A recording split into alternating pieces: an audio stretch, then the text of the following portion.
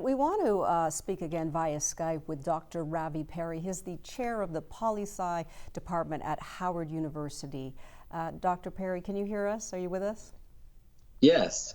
Thanks for joining us once again. So let's talk about Alabama, 52 delegates, Tennessee, 64 delegates, Texas, 228 delegates. What are your thoughts on what we're going to be seeing tonight and what these numbers are telling us?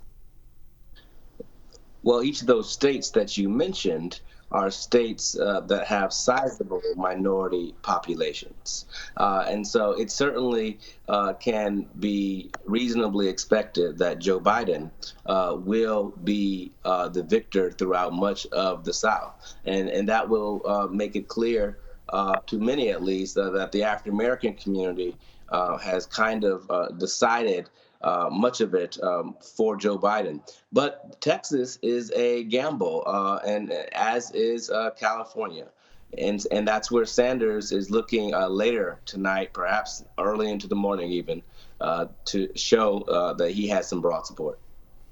And Doctor, can you speak to a down ticket race, going back to Alabama, where the senatorial race is going hot and heavy over there, and how important or how much of a factor the presidential primary might be in that senatorial race? Well, it really matters. People are, according to polls, are very nervous about what a fractured convention might look like, and some are concerned, most in terms of all their issues, about who can actually beat Donald Trump.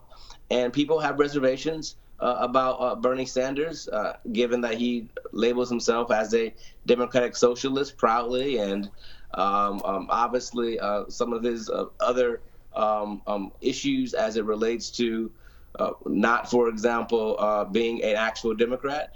And so the challenge is can those down ballot candidates actually count on some support from the presumptive nominee so that they can use that energy to win their elections? And many people doubt that many candidates are going to be able to do that except Joe Biden.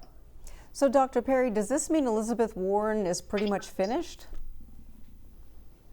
No, I don't think so at all. I think that Elizabeth Warren has a case to be made for her that she can stay in the race as long as she wants, because ultimately this is a delegate battle, and it's all going to be settled in the summer in the Democratic National Convention.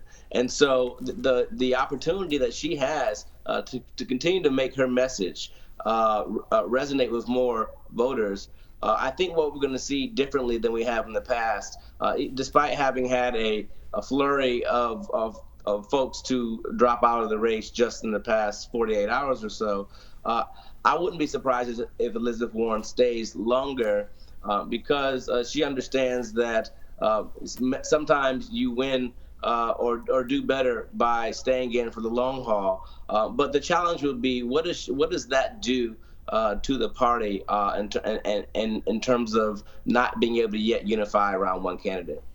All right, Dr. Ravi Perry, representing the Howard Bisons quite well. Thank you so much for joining us, and we'll get back to you a little bit later on. To your point about Elizabeth Warren, too, she is in Michigan today, and that primary happens on March the 10th. It's a big state, so clearly she still has plans on moving forward. Yep, it would seem. Maybe she's in it for the long haul. We will see. We'll see.